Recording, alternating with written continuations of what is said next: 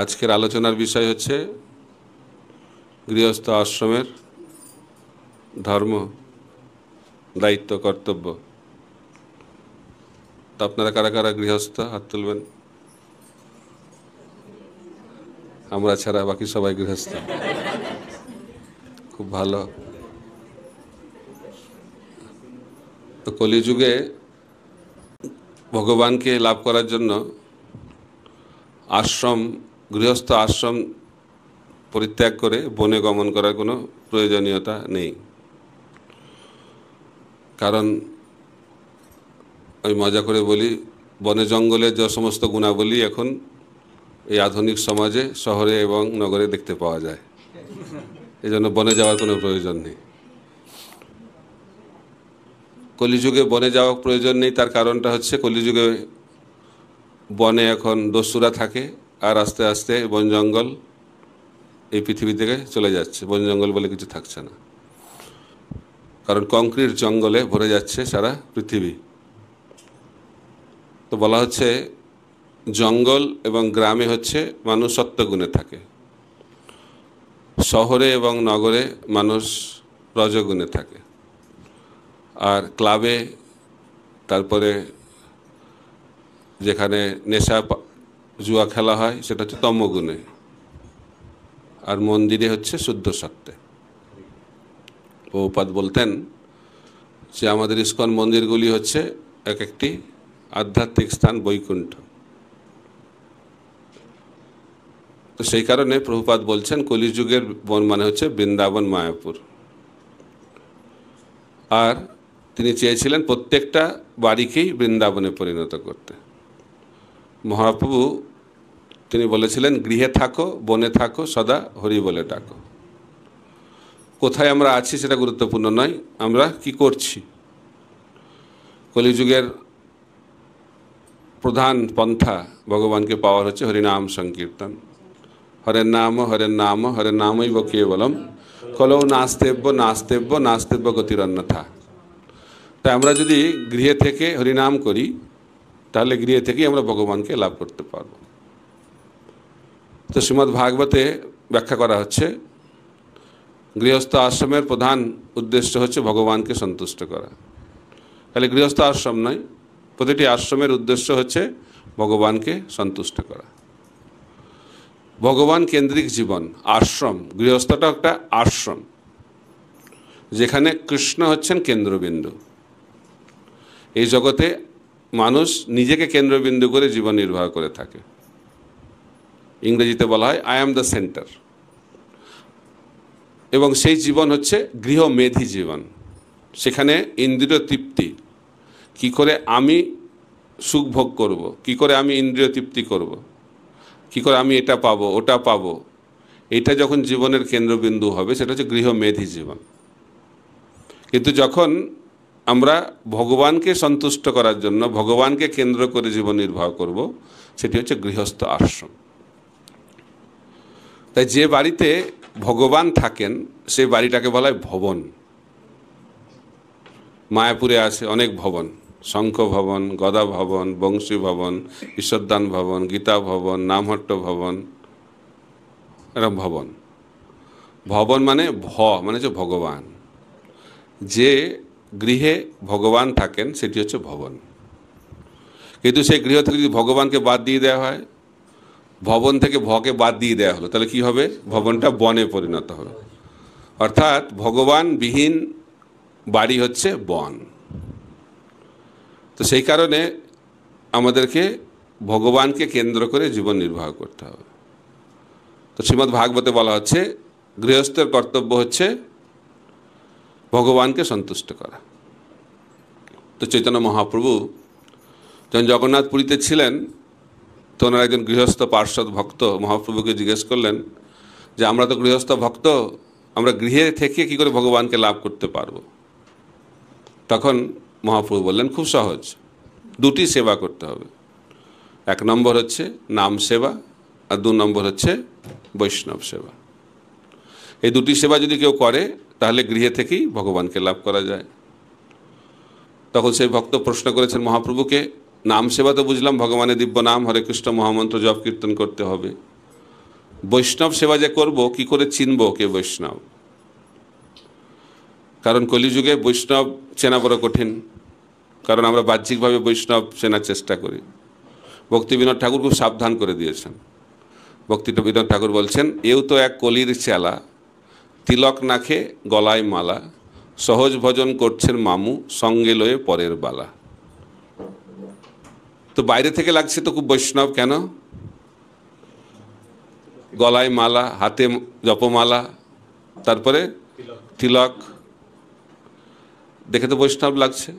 কিন্তু ভজনটা কি করছে? কাকে নিয়ে ভজন করছে? সঙ্গে লয়ে পরের বালা, পরস্ত্রীকে নিয়ে ভজন করছেন, অর্থাৎ চরিত্রহীন।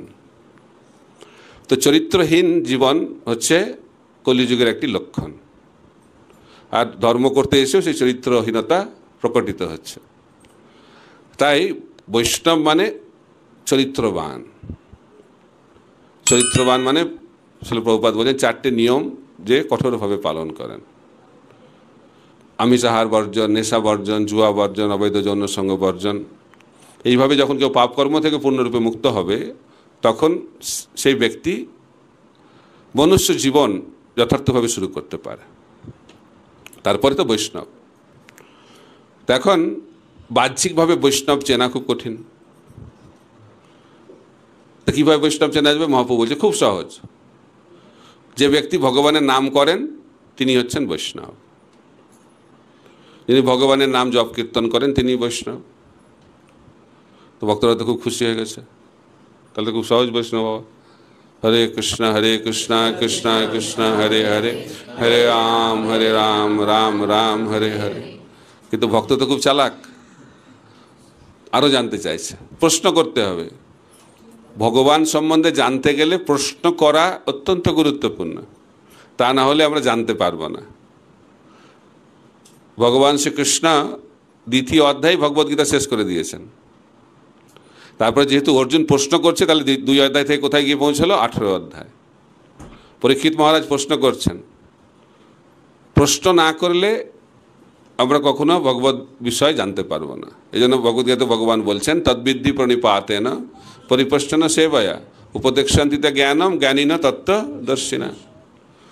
তো শিষ্য যখন গুরুদেবের কাছে যান, তখন শিষ্য প্রথমে শরণাগত হবে গুরুদেবের চরণে, তারপরে গুরুদেবকে সেবা করবে, তারপরে প্রশ্ন করবে।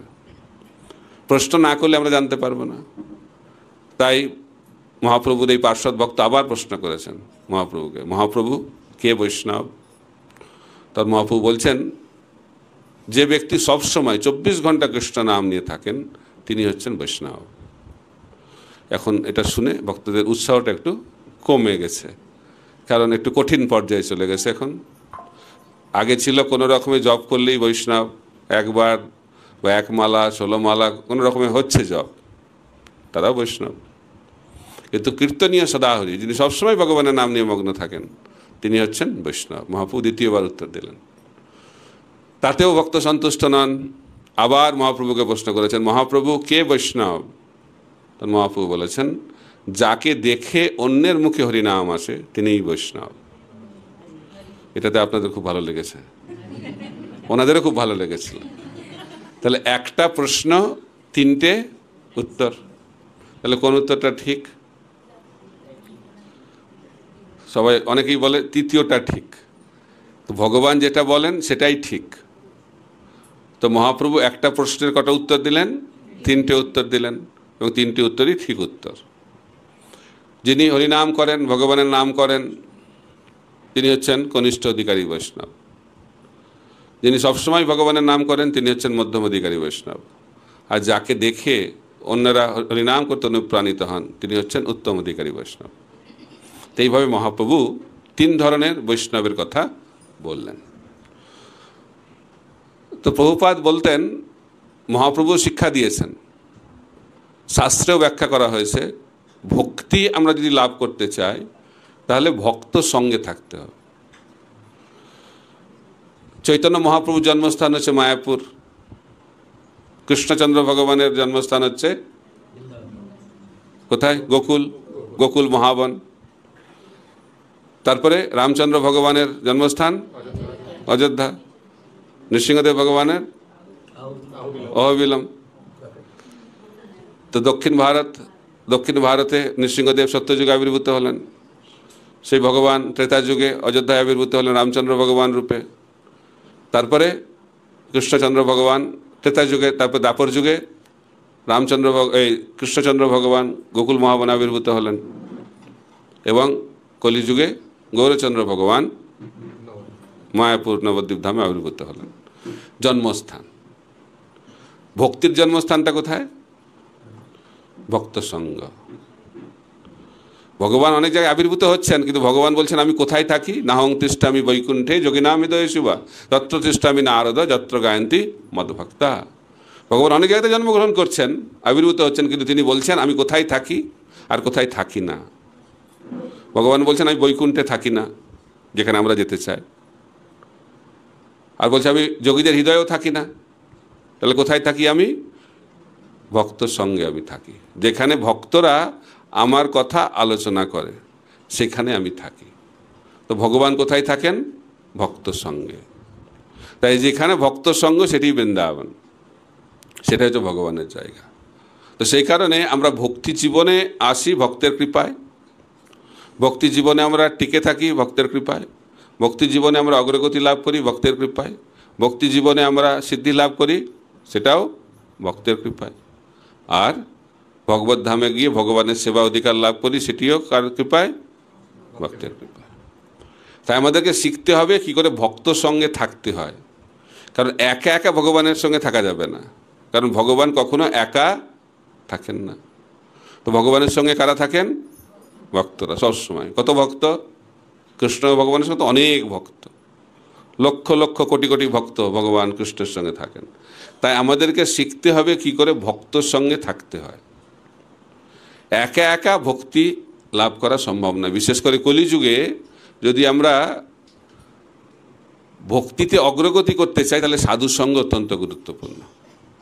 তাই শাস্ত্রে বলা হচ্ছে গৃহস্থ জীবনের প্রধান একটি ধর্ম হচ্ছে সাধু সঙ্গ করা। গৃহে সাধুদেরকে নিমন্ত্রণ করা, যাতে সাধুরা এসে কৃষ্ণ কথা আমাদেরকে বলতে পারেন।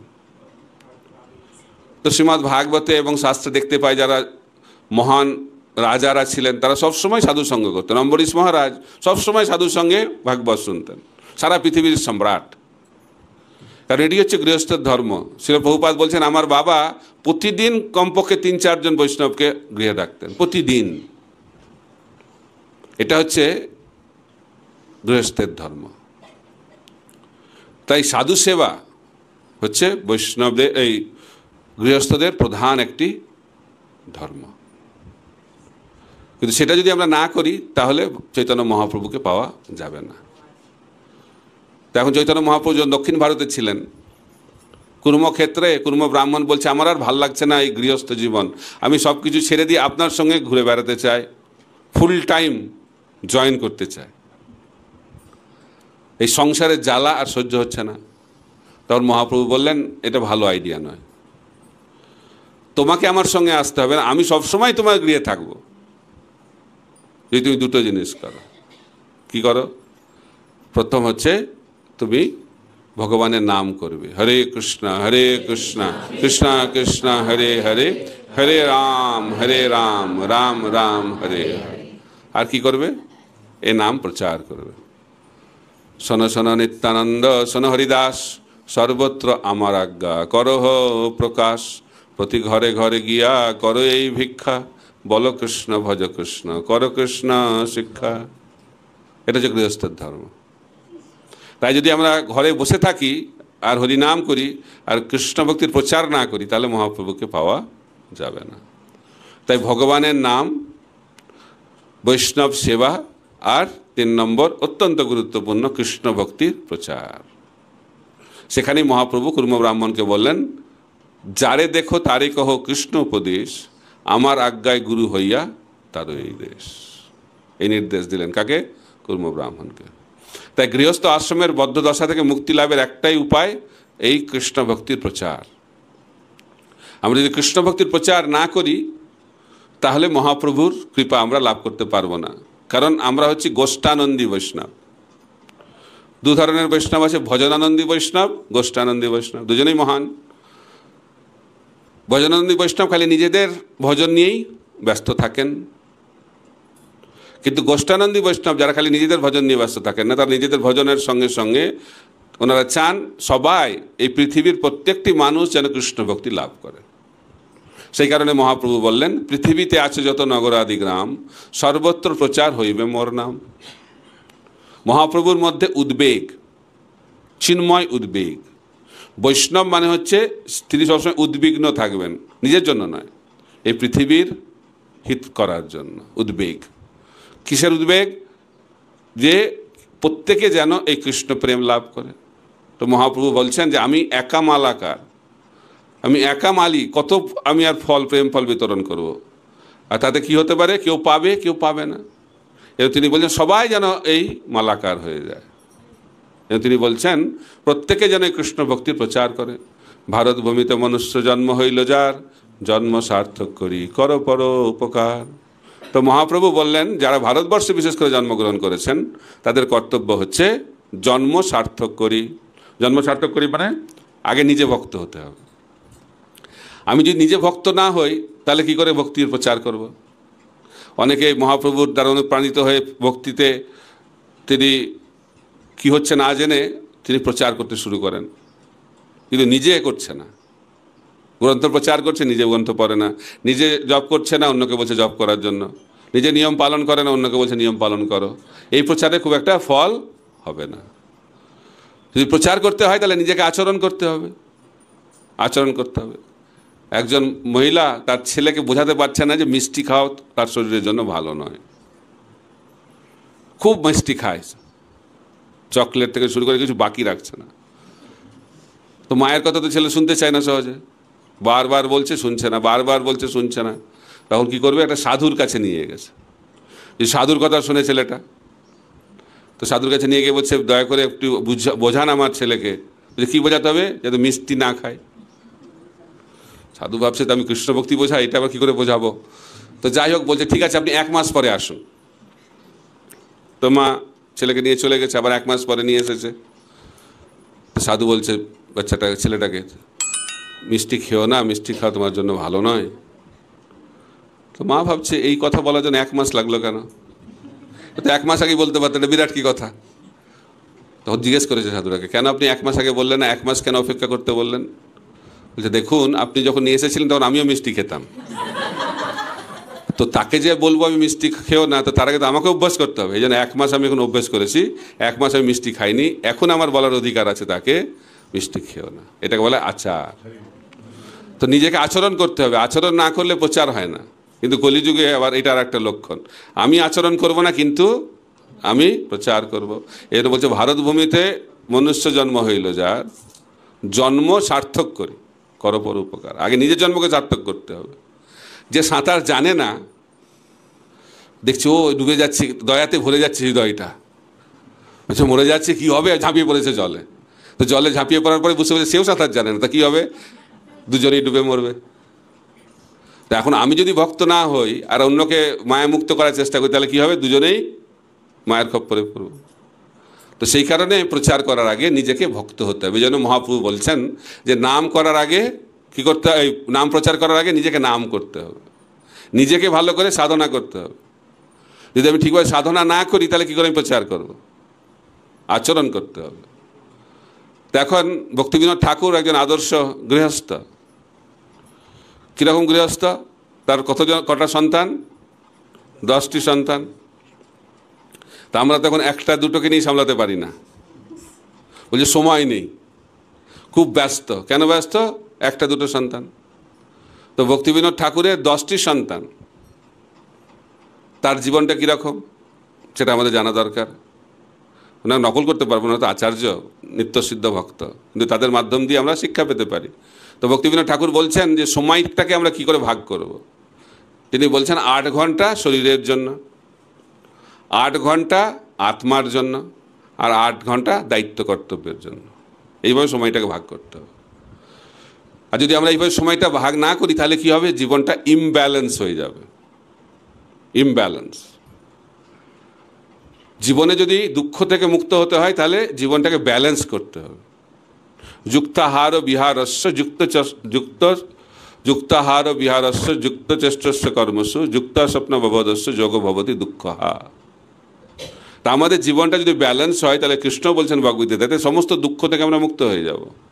আমাদের জীবনে দুঃখ কেন আসছে? এত শারীরিক মানসিক বিভিন্ন ধরনের দুঃখের মধ্যে আমরা রয়েছি কেন? তার কারণটা হচ্ছে আমাদের জীবনটা হচ্ছে ইমব্যালেন্সড, संतुलन नहीं है जिंदगी में। সেই কারণে আমাদেরকে জীবনটাকে একটু ব্যালেন্স করতে হবে। কার জন্য আমি সময় দিচ্ছি?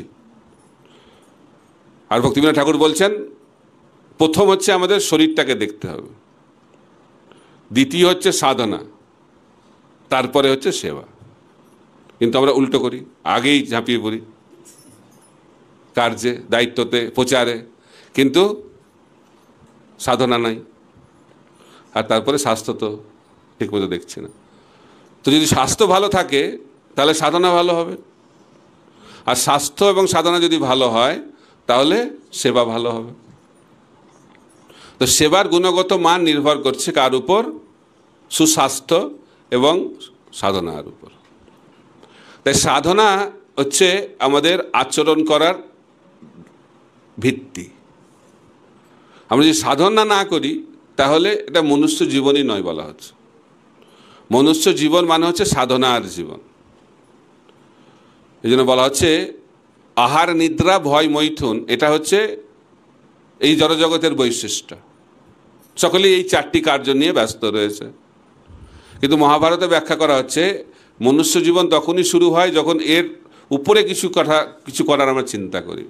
আহার নিদ্রা ভয় মৈথুন আংশ সামান্য মেতদ পশুভি নরানাম ধর্মহি তেষাম অধিক বিশেষ ধর্মেন হীন পশুভি সমানম। বলা হচ্ছে আহার নিদ্রা ভয় মৈথুন এই চারটি কার্য সবার জীবনেই রয়েছে, পশু জীবনেও রয়েছে, মনুষ্য জীবনেও রয়েছে। কিন্তু আমরা যদি মনুষ্য জীবন লাভ করে এই চারটি কার্য নিয়েই ব্যস্ত থাকি তাহলে সেটাকে মনুষ্য জীবন বলে গণ্য করা হচ্ছে না। মনুষ্য জীবন কখন শুরু হবে? যখন আমরা এই চারটি জিনিসের উপরে কিছু আছে কিনা সেটা প্রশ্ন করব। এটা বলে অথাত ব্রহ্ম জিজ্ঞাসা। এই অথাত ব্রহ্ম জিজ্ঞাসাই হচ্ছে মনুষ্য জীবনের শুরু। সনাতন গোস্বামী মহাপ্রভুর কাছে গিয়ে প্রশ্ন করলেন, আমি কে? কেন আমি দুঃখ পাচ্ছি? কেন মরে যারে তাপত্রয়? আমি দুঃখ চাই না কেন দুঃখ আসে? আমি মরতে চাই না কেন মরতে হয়?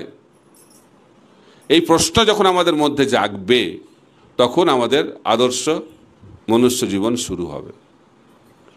সেই গৃহস্থ জীবনে আমাদেরকে প্রশ্ন করতে হবে। কার কাছে প্রশ্ন করতে হবে? সাধু গুরু বৈষ্ণবের কাছে প্রশ্ন করতে হবে। তা সেই কারণে গৃহস্থ জীবনে আমাদেরকে প্রশ্ন করার মানসিকতা, এই জন্য নিয়মিতভাবে সৎসঙ্গ করা দরকার। পারলে প্রতিদিন, পারলে নয়, বলা হচ্ছে প্রতিদিন করাটাই কর্তব্য। নিত্যম ভাগবত সেবায়া, নিত্য মানে 24 ঘন্টা। কিন্তু এটা শুনেই তো কী করে সম্ভব 24 ঘন্টা? তো সেই কারণে নিত্যকে মানে প্রতিদিন বলা হয়। এই জন্য ছিল প্রভুপাদ তিনি ইস্কনে নিয়ম করেছেন সকালবেলায় 1 ঘন্টা ভাগবত পাঠ আর সন্ধ্যেবেলায় 1 ঘন্টা ভগবদ্গীতা পাঠ। কিন্তু আমাদেরকে জানতে হবে যে নিয়মিতভাবে প্রতিদিন যদি আমরা শ্রবণ কীর্তন না করি তাহলে আমরা এই মায়ার যে প্রকোপ সেখান থেকে মুক্ত হতে পারবো না। ঠিক যেমন মোবাইলকে আমরা প্রতিদিন চার্জ করি, যদি মোবাইল চার্জ না করি তাহলে মোবাইল কাজ হবে? কাজ হবে না। যেন আমাদের স্পিরিচুয়াল ব্যাটারিকে চার্জ করার জন্য নিয়মিতভাবে শ্রবণ কীর্তন করতে হবে। কতক্ষণ? কমপক্ষে 3 ঘন্টা, কমপক্ষে 3 ঘন্টা।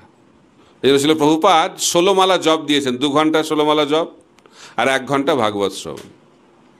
এই 3 ঘন্টা কমপক্ষে, আর বেশি করতে পারলে আরও ভালো।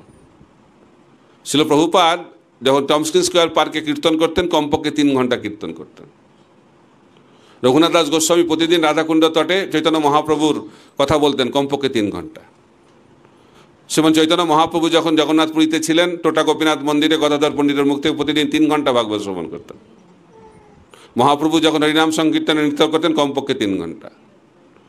তাই 3 ঘন্টা বিষয়টা খুব গুরুত্বপূর্ণ। যেন ছিল প্রভুপাদ একজন আচার্য হিসেবে এই 3 ঘন্টা আমাদেরকে দিয়েছেন, কীভাবে আমরা সেই 3 ঘন্টাকে ব্যবহার করব। 2 ঘন্টা ভগবানের দিব্য নাম হরে কৃষ্ণ মহামন্ত্র জপ করা আর 1 ঘন্টা গীতা ভাগবত শ্রবণ করা।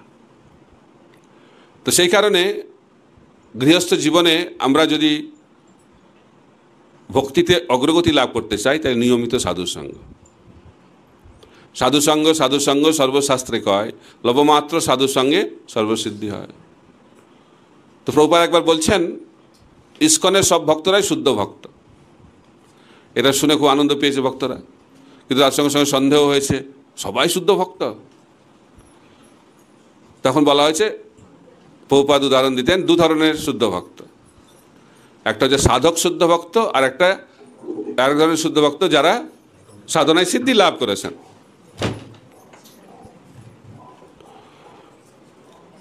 তো আপনারা জানেন যে ভক্তিতে তিনটে স্তর রয়েছে শুদ্ধ ভক্তিতে: সাধনা ভক্তি, ভাব ভক্তি, প্রেম ভক্তি।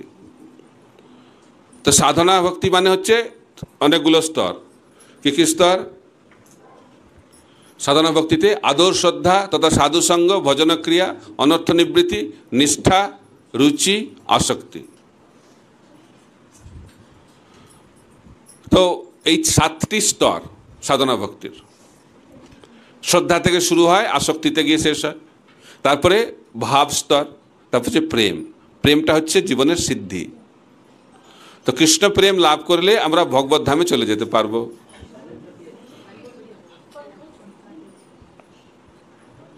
তাই বলা হচ্ছে, যদি আমরা সাধুসঙ্গ না করি তাহলে এই ভক্তির যে বিভিন্ন স্তর, শ্রদ্ধা থেকে প্রেম, সেই স্তরে পৌঁছাতে পারবো না। আর সাধুসঙ্গ করলে ধীরে ধীরে ধীরে ধীরে আমরা সেই স্তরে পৌঁছাতে পারবো। এখন এই সাধনা থেকে সিদ্ধি অর্থাৎ শ্রদ্ধা থেকে প্রেম, এটা কিভাবে লাভ হবে? সাধুসঙ্গের মাধ্যম দিয়ে লাভ। উদাহরণ দেওয়া হচ্ছে আম ফলের সঙ্গে তুলনা করা হচ্ছে। কাঁচা আম আর পাকা আম। এখন তো আমের সিজন আসছে, তো কাঁচা আম আর পাকা আম দুটোই আম, কিন্তু কোন আমটা বেশি খেতে ভালো? পাকা আম। বাহ! তো কাঁচা আম কি করে পাকা আমে পরিণত হবে? কি করে হবে? গাছে লেগে থাকতে হবে। যদি গাছে লেগে থাকে তাহলে কাঁচা আমটা কিছুদিন পরে পাকা আমে পরিণত হবে। কিন্তু যদি আমটা গাছ থেকে পড়ে যায় ঝড়ে, অনেক সময় ঝড় আসে না, কালবৈশাখীর ঝড়, সেই ঝড়ে কি হয়? আমটা গাছ থেকে মাটিতে পড়ে যায়, তখন সেই কাঁচা আমটা কি আমে পরিণত হবে? পচা আম, পচে যাবে। তো কত ধরনের আম হলো? কাঁচা আম, পাকা আম, আর মধ্যখানে আরেকটি আম, পচা আম। তো এরকম ভক্তিরও স্তর রয়েছে: কাঁচা আম ভক্তি, পাকা আম ভক্তি, পচা আম ভক্তি। ঠিক আছে? কাঁচা আম ভক্তিটা কি? সাধনা ভক্তি। পাকা আম ভক্তিটা কি? প্রেম ভক্তি, কৃষ্ণ প্রেম যিনি লাভ করেছে। আর ভক্তি জীবন ছেড়ে চলে যাবে যে, সে হচ্ছে পচা ভক্তি, পচা আম ভক্তি। তো আমরা যদি কাঁচা আম থেকে পাকা আম ভক্তিতে পৌঁছাতে চাই তাহলে কি করতে হবে? কিভাবে আমরা শিখলাম যে কাঁচা আম কি করে পাকা আমে পরিণত হবে? গাছে লেগে থাকতে হবে। তো একজন ভক্ত কাঁচা আম থেকে পাকা আম ভক্তে কি করে পরিণত হবে? ভক্তর সঙ্গে থাকতে হবে, ভক্তি বৃক্ষে লেগে থাকতে হবে। ভক্তর সঙ্গে যদি টিকে থাকতে পারে তাহলে একদিন না একদিন সেই ভক্ত কৃষ্ণ প্রেম লাভ করবে। ঠিক আছে? কিন্তু যদি ভক্ত সঙ্গে ছেড়ে দেয়, পচা আমে পরিণত হবে। তা আপনারা কি চাইছেন? কি আম, কোনটা ভালো লাগছে আপনাদের? পাকা আম। তো পাকা আম যদি হতে হয় তাহলে যতই কষ্ট হোক ভক্ত সঙ্গে টিকে থাকতে হবে। আর কলিযুগে সব থেকে বড় তপস্যা হচ্ছে ভক্ত সঙ্গে টিকে থাকা। এই জন্য কলিযুগে হিমালয় জঙ্গলে যাওয়ার কথা বলা হচ্ছে না। তো কলিযুগে সব থেকে বড় তপস্যা কি? ভক্ত সঙ্গে টিকে থাকা সব থেকে বড় তপস্যা। কারণ কলিযুগের একটি লক্ষণ হচ্ছে ঝগড়া, কলহ হয়, ঝগড়া হয়। আর যদি এই ঝগড়া দেখতে চান লোকাল ট্রেনে যাবেন, পরের স্টেশনে নামবে, কিন্তু সিট নিয়ে ঝগড়া, ঝগড়া না মারামারিও হয়। এটা কলিযুগে অল্প অল্প কারণে, ছোট ছোট কোনো কারণই নাই ঝগড়া শুরু হয়ে যাবে। কেন? এটা হচ্ছে কলিযুগের লক্ষণ। কলি মানে হচ্ছে কলহ। এই ঝগড়া হচ্ছে আমাদের ভক্ত সঙ্গ থেকে দূরে সরিয়ে নিয়ে যাওয়ার একটি চাল। এই জন্য কলি দেখছে যে এদেরকে তো পারা যাচ্ছে না, আমার 4টে জায়গা তো এদের এখানে নাই। কারণ কলির 4টে জায়গা কি? আমিষাহার, নেশা, জুয়া, তারপরে অবৈধ যৌন সঙ্গ। তো এটা তো ভক্তরা দূরে থাকছে। তো বলছে আমি এদের জায়গা কী করে দখল করবো? আমি ঝগড়া লাগাও। ঝগড়া লাগালেই কলি ওখানে ঢুকে যাচ্ছে। তো সেই কারণে কলিকে যদি আমরা ঢুকতে না দিতে চাই, দরজা বন্ধ করে রাখতে চাই, তাহলে কি করতে হবে? ঝগড়া বন্ধ করতে হবে। তো আবার প্রভুপাদ বলছেন যে স্বামী স্ত্রী ঝগড়া করে না, তাহলে তারা স্বামী স্ত্রীও নয়। ভালোবাসার আরেকটি লক্ষণ হচ্ছে ঝগড়া। বলছে আওয়াজ হবে, তারপরে জল পড়বে, তারপরে শান্ত হয়ে যাবে, তাই না? এটা হচ্ছে ভালোবাসার লক্ষণ। কিন্তু বৈদিক সংস্কৃতি অনুযায়ী এই ঝগড়ার আওয়াজটা 4টে দেওয়ালের মধ্যেই সীমাবদ্ধ থাকত। কিন্তু এখন সেটা নয়, এখন এই আওয়াজটা অনেক তীব্র হয়ে গেছে। তো বলা হচ্ছে, আমরা মজা করে শিক্ষা দেওয়ার চেষ্টা করি, বিবাহের আগে ছেলেরা খুব কথা বলে আর মেয়েরা শুনতে থাকে। তারা ভাবে আমারও সময় আসবে। তারপরে বিবাহ হয়ে যায়। তো বিবাহের পরে যে রোলটা ওটা বদলে যায়। তখন স্ত্রীরা বলতে থাকে আর স্বামীরা শুনতে থাকে। শ্রবণ কীর্তন সব জায়গাতে রয়েছে। কয়েক বছর পরে স্বামী স্ত্রী দুজনেই বলে আর প্রতিবেশীরা শোনে। আর কিছুদিন পরে স্বামী স্ত্রী দুজনে বলে আর কোর্টে জাজ শ্রবণ করে। এটা হচ্ছে কলিযুগের ঝগড়া। তার কারণটা কি? কারণ কলিযুগে আমাদের সহনশীলতা নেই। কে একসঙ্গে থাকতে পারে? যে সহে সে রহে। সহ্য করতে শিখতে হবে। এই সম্পর্ক ধরে রাখার সবথেকে বড় যোগ্যতা হচ্ছে সহনশীলতা। তাই আদর্শ গৃহস্থ জীবন যদি আমরা গড়ে তুলতে চাই, তাহলে একে অপরকে ভালোবাসার আগে অন্ততপক্ষে একে অপরকে সহ্য করা শিখতে হবে। আমাদেরকে জানতে হবে যে কোনো ব্যক্তি খারাপ বা ভালো নয়। প্রত্যেকটি ব্যক্তি হচ্ছে এক একটা বিশেষ ব্যক্তিত্ব এবং তাদের আলাদা আলাদা বৈশিষ্ট্য রয়েছে। তো যখন আমরা একে অপরকে সেভাবে বুঝতে পারবো, তখন আমরা একে অপরকে সহ্য করার শিক্ষা লাভ করব। আর এই সহ্য করাটাই হচ্ছে ভালোবাসার একটি লক্ষণ। যাকে আমরা ভালোবাসি তাকে আমরা সহ্য করি। মা বাচ্চাকে কত ভালোবাসে, সেই জন্যই না সহ্য করে। কি না করে বাচ্চারা, কিন্তু তা সত্ত্বেও মা কি বাচ্চাদেরকে পরিত্যাগ করে? সহ্য করে। কেন? এটা হচ্ছে ভালোবাসার একটি লক্ষণ। তাই আমরা যদি এই পারিবারিক জীবনে ভালোবাসার একটা পরিবেশ নিয়ে আসতে চাই, তাহলে মহাপ্রভুর যে শিক্ষা, তৃণাদপি সুনিচেন তররপি সহিষ্ণুনা অমানিনা মানদেন কীর্তনীয় সদাহরি, এই সিদ্ধান্তকেও আমাদের জীবনে প্রয়োগ করতে হবে। খালি শ্লোক বললে তো হবে না। ভক্তি জীবনটা হচ্ছে জ্ঞানের প্রয়োগ। তাই মহাপ্রভু শেখাচ্ছেন যে কিভাবে আমরা আদর্শ গৃহস্থ হতে পারি। কলিযুগে কোনো কিছু আদর্শ হওয়া খুব কঠিন। একবার প্রভুপাদ বলছেন একজন ভক্তকে যে আদর্শ ব্রহ্মচারী হওয়া খুব কঠিন আর আদর্শ গৃহস্থ হওয়া অসম্ভব। বোঝা যাচ্ছে? তাই কোনো কিছু আদর্শ হওয়া কলিযুগে বিশেষ কঠিন কাজ, কিন্তু আমাদেরকে চেষ্টা করতে হবে যতটা সম্ভব। প্রভুপাদ একবার ক্লাস দিচ্ছেন, অনেক উঁচু ব্যাসাসনে বসে আছেন প্রভুপাদ, ওখান থেকে খুব কড়া ক্লাস দিচ্ছেন, একদম কঠোর বাক্য প্রয়োগ করছেন। বলছেন যদি কেউ ভগবত ধামে যেতে চায় তাহলে তাকে 100% কৃষ্ণ ভাবনামৃত হতে হবে, 100% কৃষ্ণ কনসিয়াস। এটা শুনে ভক্তরা তো খুব মাথা নিচু করছে, দুঃখ পেয়ে গেছে। তাহলে আমাদের আর কোনো আশা নেই। প্রভুপাদ বুঝতে পেরেছে যে ভক্তরা একটু দুঃখ পাচ্ছে, তখন প্রভুপাদ বলে ঠিক আছে 90%। ভক্তরা তাও ভাবছে 90%টাও খুব বেশি হয়ে যাচ্ছে। তারপর প্রভুপাদ বলছে 80%। তারপরে তাতেও ভক্তরা পুরো সন্তুষ্ট নয়। তখন প্রভুপাদ ব্যাসাসন থেকে নিচে নেমে আসছে, তখন বলছে 70%, তার থেকে কম হবে না। এটা শুনে আমরা খুব প্রভুপাত বলে 70% হলেই হয়ে যাবে, কিন্তু যারা 70% চেষ্টা করবে তারা কোথায় পৌঁছাবে? 40%-এ। তাই আমাদেরকে 100% চেষ্টা করতে হবে, কিন্তু সেই চেষ্টায় যদি কিছু কম পড়ে যায় সেটা গুরুদেব সাহায্য করে। কিন্তু ফাঁকিবাজ হলে হবে না। বলা যায় চালাকি দিয়ে, ফাঁকিবাজি দিয়ে ভগবানকে পাওয়া যায় না, কোনো কার্যেই সফল হতে পারবো না আমরা। সফল হতে গেলে ঐকান্তিক হতে হবে, সিনসিয়ার। ভগবানের কৃপা পেতে গেলেও ভক্তকে কি হতে হবে? সিনসিয়ার হতে হবে। সিনসিয়ার মানে কি?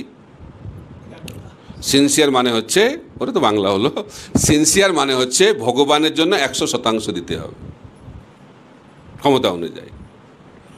যশোদা মা সকাল থেকে শুরু করেছে কৃষ্ণকে বাঁধার জন্য, কোথায় শেষ করেছে? কখন? সন্ধ্যেবেলা। সারাদিন ব্যস্ত। তাই আমরা যদি ভগবানকে পেতে চাই তাহলে ভগবানের সেবায় সারাদিন ব্যস্ত থাকতে হবে। আমরা যে শনিবার এসে গেলাম 1 ঘন্টা 2 ঘন্টা, এটাও ভালো, কিন্তু ভগবানকে পেতে গেলে তার থেকে অনেক বেশি করতে হবে। তাই এটা পার্ট টাইম বিজনেস না, ভক্তিটা পার্ট টাইম নয়। ভক্তিটা হচ্ছে আমাদের জীবনের অবিচ্ছেদ্য একটি বিষয়। এটা বলে ঐকান্তিকতা। যাকে আমরা ভালোবাসি তাকে আমি পার্ট টাইম ভালোবাসি নাকি? ও আমার ছেলেকে আমি এই 24 ঘন্টার মধ্যে 2 ঘন্টা ভালোবাসি, বাকি 22 ঘন্টা কোনো ব্যাপার না, এরকম হয়? যাকে আমি ভালোবাসবো তাকে আমি 24 ঘন্টা তার চিন্তা করব। এই জগতেও সেটা দেখা যায়। যখন কোনো যুবক যুবতীর প্রেম হয় তারা 24 ঘন্টা একে অপরের চিন্তা করতে ব্যস্ত থাকে, কোনো ইচ্ছা মানে প্রচেষ্টা ছাড়া এটাই হয়। তাই প্রভুপাদকে একজন জিজ্ঞাসা করেন, প্রভুপাদ কৃষ্ণ প্রেমটা কি? এত কৃষ্ণপ্রেম শুনছে, কৃষ্ণপ্রেম ব্যাপারটা কি? তখন প্রভুপাদ বলছেন, এই জগতে পুরুষ এবং স্ত্রীর মধ্যে যে আকর্ষণ, সেই আকর্ষণ যখন আমাদের ভগবানের প্রতি হবে সেটি হচ্ছে কৃষ্ণপ্রেম।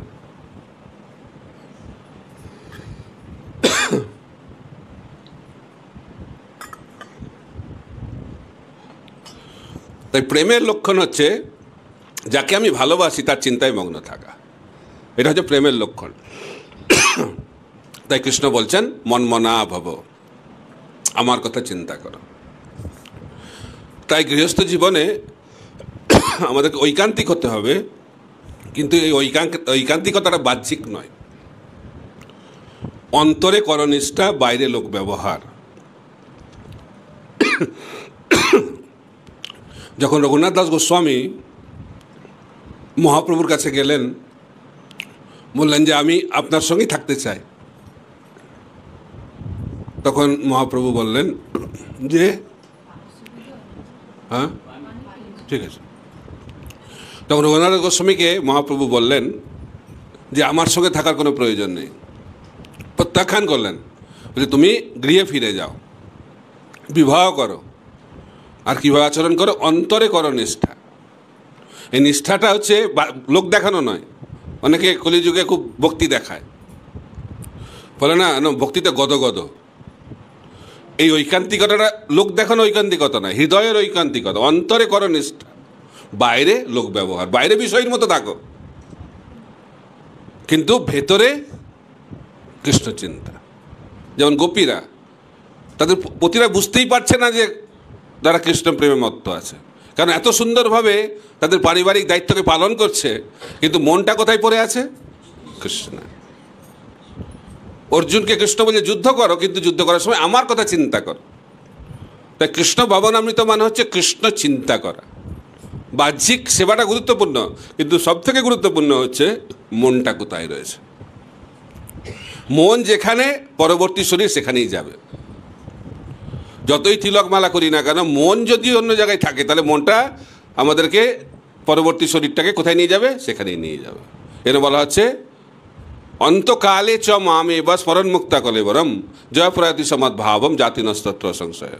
তাই বলা হচ্ছে মৃত্যুর সময় কোনো ব্যক্তি যদি আমার কথা চিন্তা করতে করতে দেহ ত্যাগ করে তাহলে আসে আমাকে পাবে, কিন্তু যদি অন্য চিন্তা হয় তাহলে কী হবে? জমজম ব্যাপী সরম ভাব তন্তে কলেবরম তন্তবৈদিকন্তে সদা তদ্ভাব ভাবিত। তাই আমরা যার কথা চিন্তা করব, যে বিষয়ে চিন্তা করব, আমাদের গতিটা সেটাই হবে। তাই যদি আমরা ভগবত ধামে ফিরে যেতে চাই তাহলে আমাদেরকে চিন্তা, ভগবানের চিন্তায় মগ্ন রাখতে হবে মনটাকে। কতক্ষণ? 1 ঘন্টা, 2 ঘন্টা, 24 ঘন্টা। এটা শুনেই মনে হয় আর হবে না কোনো দিন। তো একবারে তো এটা হবে না, এটা অভ্যাস। প্রভুপাদকে একজন জিজ্ঞেস করেছেন, প্রভুপাদ আপনি বলেন 24 ঘন্টা কৃষ্ণ চিন্তায় মগ্ন থাকা, কিন্তু যখন ঘুমিয়ে থাকবো তখন কৃষ্ণ চিন্তা কি করে হবে? প্রভুপাদ বলে যখন জেগে থাকো কার চিন্তা হয়? আমরা জেগে জেগে অন্যের কথা চিন্তা করছি, আর ঘুমাতে ঘুমাতে ভগবানের কথা চিন্তা করব। জেগে জেগে তো দূরের কথা, হরিনাম যখন করছি তখন মনটা কোথায় থাকছে? হরিনামের সময় তো মন থাকছে না ভগবানে, তো ঘুমানোর সময় কি করে মনটা থাকবে? তাই আমাদেরকে প্রথম তপস্যা হচ্ছে যে আমাদের জপের সময়, ভগবানের কথা শ্রবণের সময় জেগে থাকতে হবে। এটা হচ্ছে প্রথম তপস্যা। আমরা ওই সময় ঘুমিয়ে পড়ি। যারা তমগুণে থাকে তারা জপের সময়, কথা শ্রবণের সময় ঘুমায়। যারা রজগুণে থাকে হরিনামের সময় এবং কথা শ্রবণের সময় মনটা এদিক ওদিকে ঘুরতে থাকে। আর যারা সত্যগুণে থাকে তারাই একাগ্র চিত্তে শ্রবণ করতে পারবে। তাই ভক্তি জীবনে যদি আমরা যথার্থ অগ্রগতি লাভ করতে চাই, তাহলে আমাদেরকে সত্যগুণে অধিষ্ঠিত হতে হবে। তমগুণে রজগুণে থাকলে ভক্তি জীবন ভালোভাবে অভ্যাস করতে আমরা পারবো না। এই জন্য গৃহস্থর কর্তব্য হচ্ছে সত্যগুণে থাকা। প্রত্যেকটি ভক্তের কর্তব্য হচ্ছে সত্যগুণে থাকা। তাই শ্রীমদ্ ভাগবতের প্রথম স্কন্ধে 2য় অধ্যায়ে ব্যাখ্যা করা হচ্ছে কি করে আমরা সত্যগুণে অধিষ্ঠিত হতে পারব। তার চাবিকাঠি হচ্ছে নষ্টপ্রায়সু অভদ্রেষু নিত্যং ভাগবত সেবয়া ভগবতী উত্তম শ্লোকে ভক্তির ভবতি নষ্টিকি। নিত্যম ভাগবত সেবা, এটা হচ্ছে গৃহস্থ ধর্ম। নিত্য, প্রতিদিন ব্যক্তি ভাগবত এবং গ্রন্থ ভাগবতের সেবা করা। গ্রন্থ ভাগবত মানে হচ্ছে শ্রীমদ্ ভাগবত থেকে আমাদের অধ্যয়ন করতে হবে, শুনতে হবে, বলতে হবে। আর ব্যক্তি ভাগবত যারা উন্নত ভক্ত তাদের সেবা করতে হবে। তো বলা হচ্ছে যে উন্নত ভক্তের কৃপা অত্যন্ত গুরুত্বপূর্ণ। তো উন্নত ভক্ত যারা মহাভাগবত ভক্ত, তাদের সেবা যদি আমরা ঠিকভাবে করি তাহলে গ্রন্থ ভাগবতের রুচি আসবে, শ্রবণ কীর্তনের রুচি আসবে। তো সেই কারণে বলা হচ্ছে ভক্তপদ রজ, ভক্তপদ জল, ভক্তের উচ্ছিষ্ট 3 সাধনার বল। যারা মহাভাগবত ভক্ত, উন্নত ভক্ত, শুদ্ধ ভক্ত, তাদের চরণ রজ, চরণ ধুলি, তাদের চরণ ধৌত, চরণামৃত এবং তাদের উচ্ছিষ্ট মহাপ্রসাদ, এই 3টে যদি আমরা শ্রদ্ধা সহকারে গ্রহণ করি তাহলে আমাদের জীবন পরিবর্তিত হয়ে যাবে। উদাহরণ নারদ মুনি দাসী পুত্র, কিন্তু ভক্তি বেদান্তদের উচ্ছিষ্ট গ্রহণ করে তৎক্ষণাৎ সমস্ত জাগতিক যা আসক্তি থেকে মুক্ত হয়ে শ্রবণ কীর্তনের প্রতি আসক্ত হয়ে পড়লেন। এটা হচ্ছে শুদ্ধ ভক্তের প্রভাব। তাই শিল প্রভুপাদ তিনি লিখছেন যে আমাদের জীবনের সফলতা তখনই হবে যখন আমরা এরকম কোনো শুদ্ধ ভক্তের সঙ্গ লাভ করতে পারব। এটা হচ্ছে আমাদের জীবনের চরম সৌভাগ্য। মনুষ্য জীবন হচ্ছে দুর্লভ, কিন্তু তার থেকে বেশি দুর্লভ হচ্ছে সাধুসঙ্গ লাভ করা। আর যে ব্যক্তি সেই সাধুসঙ্গ লাভ করবে তার জীবনটা তৎক্ষণাৎ বদলে যাবে। এর বলা হচ্ছে সাধুসঙ্গ সর্বশাস্ত্রে কয়, লবমাত্র সাধুসঙ্গে সর্বসিদ্ধি হয়। ব্রহ্মাণ্ড ভূমিতে কোনো ভাগ্যবান জীব গুরুকৃষ্ণ প্রসাদে পায় ভক্তিলতা বীজ। কিন্তু আমরা এটা বুঝতে পারি না, কারণ আমরা অতি সহজে পেয়ে যাচ্ছি। প্রভুপাদের কৃপাতে আমরা অতি সহজেই সাধুসঙ্গ পাচ্ছি বলে আমরা এই সাধুসঙ্গের মহিমাটা ভুলে যাচ্ছি। যেটা আমরা সহজে পাই তার মূল্য আমরা দিই না। কিন্তু আমরা যদি বুদ্ধিমান হই তাহলে আমাদের বোঝা উচিত যে কিভাবে আমরা অসীম সৌভাগ্যের ফলে এই চৈতন্য মহাপ্রভুর সংকীর্তন আন্দোলনে যুক্ত হওয়ার সুযোগ এবং সৌভাগ্য লাভ করেছি, এবং শিল প্রভুপাদকৃত ইস্কনের মাধ্যম দিয়ে ভক্তিযোগ অনুশীলন করার চরম সৌভাগ্য লাভ করেছে। এই সৌভাগ্য অতি বিরল। এর বলা হচ্ছে ব্রহ্মাণ্ড ভূমিতে কোনো ভাগ্যবান জীব গুরুকৃষ্ণ প্রসাদে পায় ভক্তিলতা বীজ। তাই আমাদেরকে ভক্ত সঙ্গ করতে হবে, আর ভক্ত সঙ্গে ভগবানের সেবায় যুক্ত থাকলে মহাপ্রভুর নির্দেশ অনুযায়ী যদি আমরা 3টে জিনিস করি, ভগবানের নাম, ভগবানের ভক্তদের সেবা আর ভগবানের নামের প্রচার, তাহলে প্রভুপাদ বলছেন গৃহস্থ আশ্রমে থেকেই আমরা ভগবানকে লাভ করব।